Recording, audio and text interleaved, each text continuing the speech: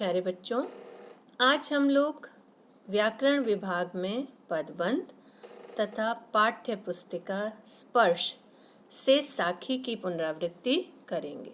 तो आइए पहले पदबंध की पुनरावृत्ति करते हैं। पदबंध को समझने से पहले पद पर एक नज़र डालते हैं। पद किसे कहते हैं?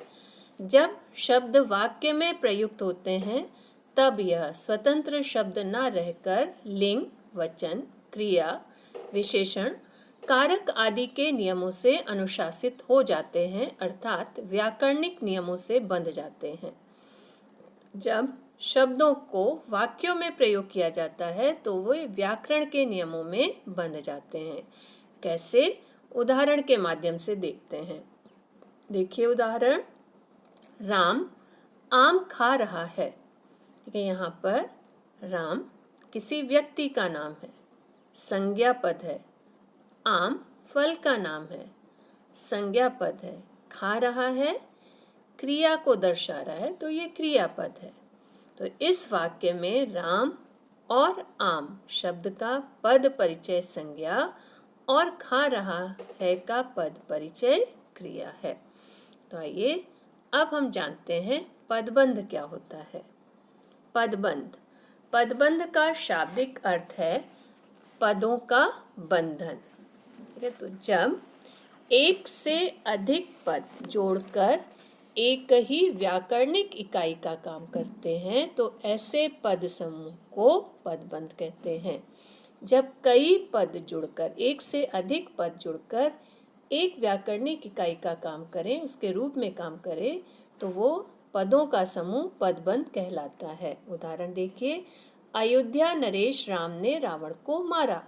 यहाँ पर रेखांकित पद अयोध्या नरेश राम एक ही व्याकरणिक इकाई संज्ञा के तौर पर काम कर रहे हैं। तो ये पद, ये जो अयोध्या नरेश राम रेखांकित पद है, ये एक पदबंध का उदाहरण है।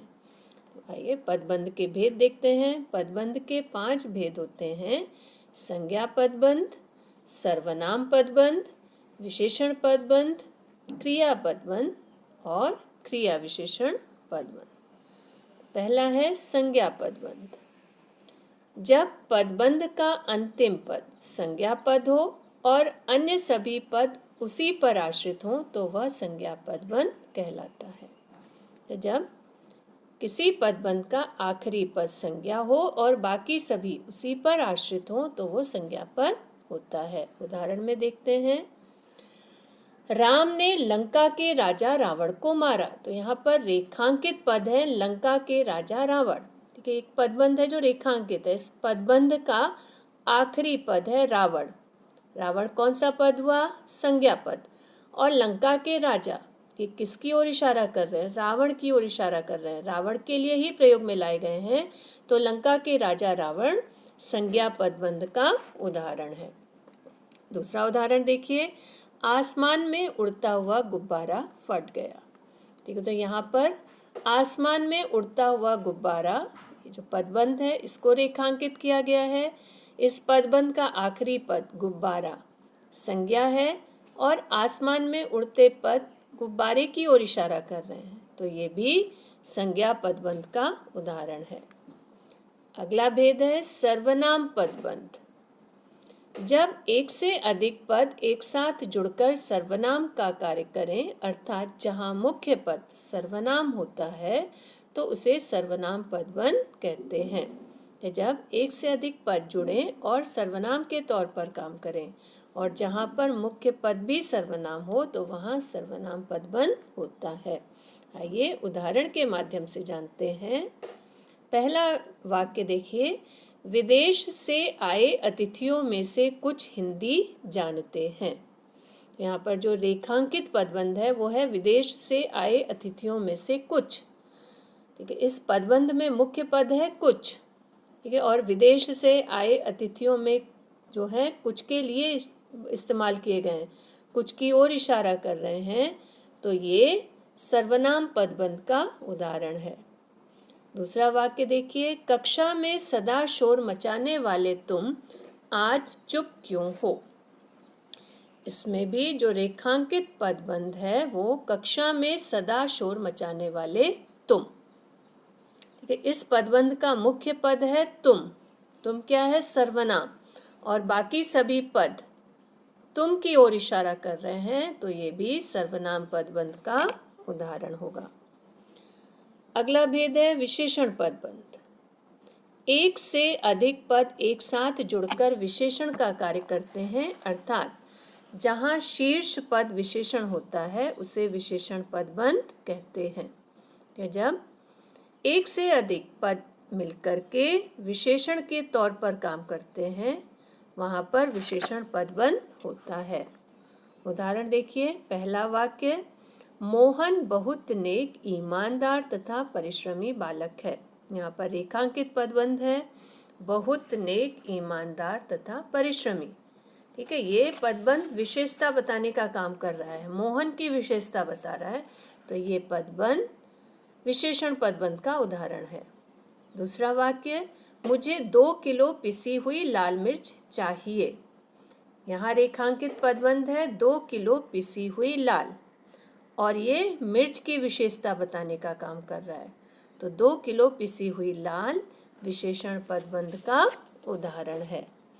अगला भेद क्रिया पदबंध। एक से अधिक क्रियापदों से बनने वाले क्रिया रूपों को क्रिया पदबंध कहते हैं। ठीक है, जब एक से अधिक क्रियापद जुड़ करके पदबंध बनाते हैं तो वहां पर क्रिया पदबंध होता है। उदाहरण देखिए, पहला वाक्य, नानी मुझे कहानियां सुनाया करती थी। कि यहाँ पर सुनाया करती थी पदबंध है जो रेखांकित किया गया है कि 3 क्रियापदों से मिलकर बना है। सुनाया करती थी, सुनाना, करना, होना। तो सुनाया करती थी क्रियापदों के योग से बना है, इसलिए ये क्रिया पदबंध है। दूसरा वाक्य, वह पढ़कर खाना खाकर सो गया। खाकर, सोना, जाना, ये 3 क्रिया हैं, इनके योग से खाकर सो गया बनाया गया है, तो खाकर सो गया पदबंध भी क्रिया पदबंध का ही उदाहरण है। अगला भेद है क्रिया विशेषण पदबंध। जब कई पदों के योग से ऐसा पदबंध बने जो क्रिया की विशेषता बताए, अर्थात जहाँ प्रमुख पद क्रिया विशेषण हो तो वह क्रिया विशेषण पदबंध कहलाता है।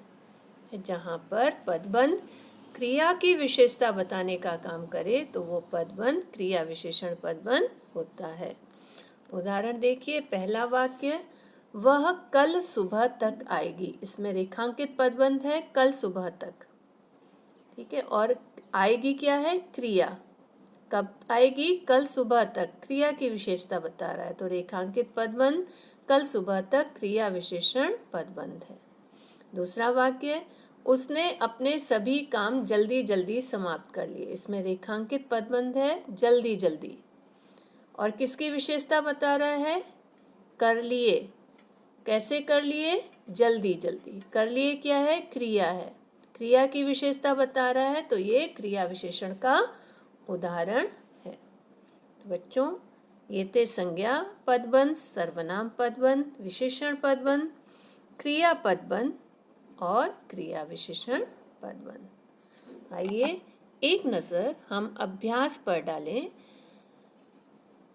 प्रश्न, निम्नलिखित में सही विकल्प चुनिए। पहला प्रश्न, सुरेश के भाई का मित्र परीक्षा में प्रथम आया, रेखांकित पदबंध का भेद पहचानिए। ये प्रश्न है और नीचे 4 विकल्प दिए गए हैं। इन विकल्पों में से जो सही है उसे हमें चुनना है। तो सुरेश के भाई का मित्र, ये रेखांकित पदबंध है। इसका पदबंध का आखिरी पद मित्र संज्ञा है और बाकी पद मित्र की ओर इशारा कर रहे हैं, तो ये संज्ञा पदबंध का उदाहरण है। दूसरा प्रश्न है, शेर की तरह दहाड़ने वाले तुम आज चुप क्यों बैठे हो। इसमें भी रेखांकित पदबंध का भेद पहचानना है। तो इसमें शेर की तरह दहाड़ने वाले तुम पदबंध को रेखांकित किया गया है। मुख्य पद तुम है और बाकी पद तुम की ओर इशारा कर रहे हैं, तो ये सर्वनाम पदबंध का उदाहरण है। तीसरा प्रश्न, भारत की संस्कृति अत्यंत गौरवशाली, समृद्ध और महान है। इसमें भी रेखांकित पदबंध का भेद पहचानना है। रेखांकित पदबंध है अत्यंत गौरवशाली, समृद्ध और महान। ठीक है, ये पदबंध विशेषता बताने का काम कर रहा है, भारत की संस्कृति की विशेषता बता रहा है, तो ये विशेषण पदबंध का उदाहरण है। चौथा, अब तक तो गाड़ी पहुंच चुकी होगी। यहाँ पर भी रेखांकित पदबंध का भेद पहचानना है। तो यहाँ पर रेखांकित पदबंध है पहुंच चुकी होगी। ठीक है, 3 क्रियापदों को जोड़कर बनाया गया है, 3 क्रियापदों के योग से बना है। तो यहाँ पर हमें किस विकल्प को चुनना है? क्रिया पदबंध को। 5वां प्रश्न है, बालक बहुत तेज दौड़कर माँ के पास गया। तो यहाँ पर रेखांकित पदबंध है बहुत तेज दौड़कर। ठीक है, और ये क्या कर रहा है? कैसे गया? क्रिया की विशेषता बता रहा है, बहुत तेज दौड़कर। तो यहाँ पर क्रिया विशेषण पदबंध का विकल्प हमें चुनना है। तो बच्चों, ये थे पदबंध की पुनरावृत्ति। आइए अब हम अपनी पाठ्य पुस्तिका स्पर्श से साखी की पुनरावृत्ति करते हैं। साखी के रचनाकार कबीरदास जी हैं।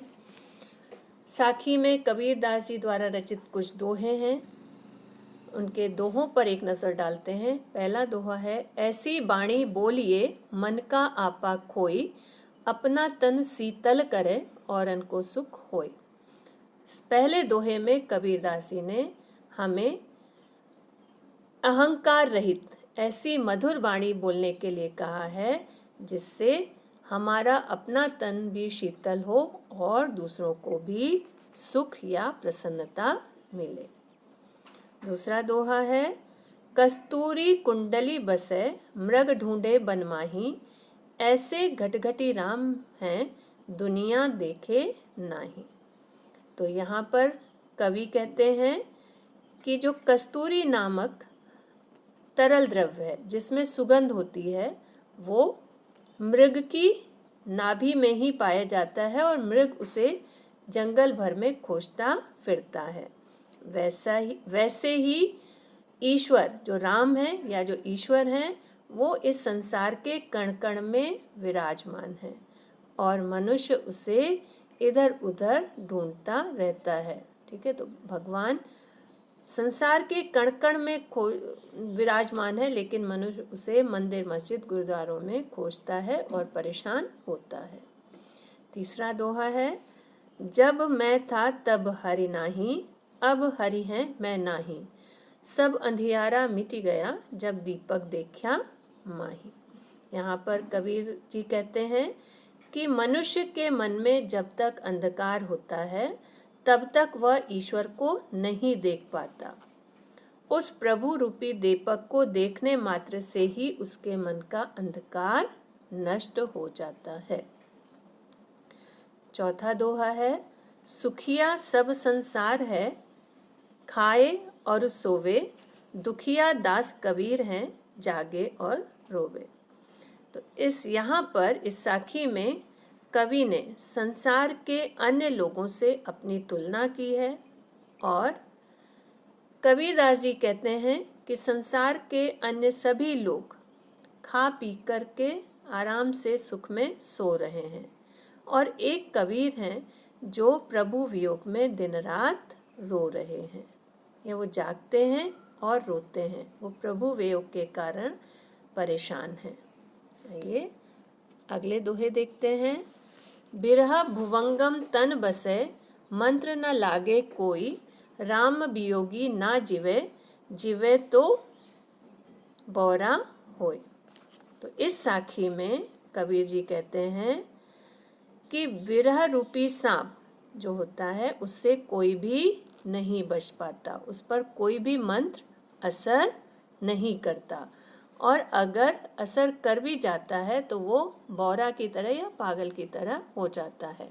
वैसे ही जो भक्त है, अगर उसे भगवान से दूर कर दिया जाए, अगर उससे भगवान से वियोग हो जाए भगवान से दूर हो जाए तो वो भी जीवित नहीं रह पाता, और जीवित वो बच भी जाता है तो वो भी पागल सा हो जाता है।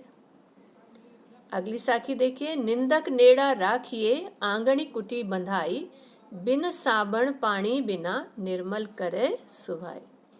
तो इस साखी में कबीर दास जी जो हमारी आलोचना करने वाले हैं उनकी उपयोगिता बताते हुए कहते हैं कि हमें अपने निंदक को अपने पास अपने आंगन में कुटी बांध कर रखना चाहिए, अपने निकट स्थान उन्हें देना चाहिए। क्यों ऐसा करना चाहिए? क्योंकि ऐसा करने से बिना साबुन और पानी के हमारा जो स्वभाव है, हमारा व्यवहार है, वो निर्मल या पवित्र हो जाता है। अगला दोहा है, पोथी पढ़ी पढ़ी जग मुवा, पंडित भया न कोई, एक आशिर पीव का पढ़े सुपंडित होय। इस दोहे में कबीर दास जी ने प्रेम के एक अक्षर को सीखना ज़्यादा महत्वपूर्ण बताया है। वो कहते हैं कि मोटी मोटी पोथियाँ, मोटी मोटी किताबें पढ़ने से कोई पंडित, कोई ज्ञानी नहीं होता।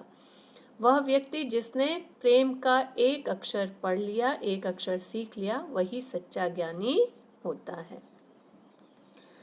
आखिरी दोहा है, हम घर जालिया आपड़ा, लिया मुराड़ा हाथी, अब घर जालों तास का, जे चले हमारे साथ।